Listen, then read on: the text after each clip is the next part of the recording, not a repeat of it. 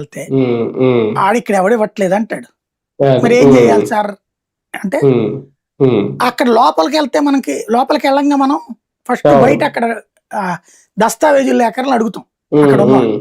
హ్మ్. మనలాగే చాలా మంది అప్లికేషన్స్ పెడుతుంటారు అక్కడ. అవును. వీళ్ళు అవును. దస్తావేజు లేఖర్లకి సంతోషం. హ్మ్. అప్లికేషన్ వాళ్ళేంటి అదే ఒక జిరాక్స్ కాపీ. దాన్ని రూ. 10 రాసిస్తారు వాళ్ళు. జిరాక్స్ హ్మ్. కాపీ. అదే అప్లికేషన్ హ్మ్. కాస్ట్ ఇదంటారు. అది. ఇది హ్మ్. పూర్తి చేసి ఇచ్చినందుకు ఇంకో రూ. 10 రూ. 20 అవును. పెట్టి మనకి రాసి హ్మ్. ఇచ్చి ఏం చేయమంటారు సార్ హ్మ్. ఇదంటే లోపల బాక్స్ ఉండదు అందులో ఎయ్యి అంటారు. హ్మ్. ఆ బాక్స్‌లో అంతే. ఏసొచ్చేవాడిని. అది నా అప్పుడు 10థ్ అలా క్లాస్ జరిగేది. నుంచి డిగ్రీ హ్మ్. దాకా ఏసొచ్చా. అవును. అవును. డిగ్రీ అయిపోయి, ఈనాడు అయిపోయి, సిటీ కేబుల్ ఉన్న టైంలో వచ్చింది నాకు. హ్మ్. హ్మ్. ఏది అవును. రేషన్ కార్డ్ అది కూడా.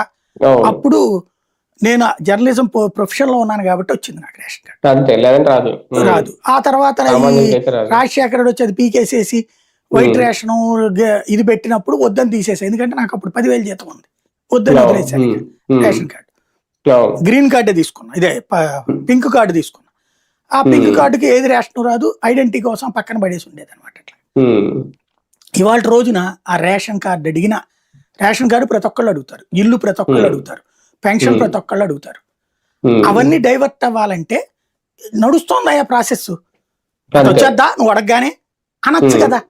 అంతే ప్రభుత్వం ఇవ్వట్లేదని తప్పెవరిది చెప్పకూడదెక్కడ. అంటే సచివాలయ సిబ్బంది సరిగ్గా మేనేజ్ చేయట్లేదు. ఆ! ఎంఆర్ఓ అది. వాళ్ళు సరిగ్గా పట్టించుకోవట్లేదు. గృహ నిర్మాణ అవును. శాఖ వాళ్ళు ఇది.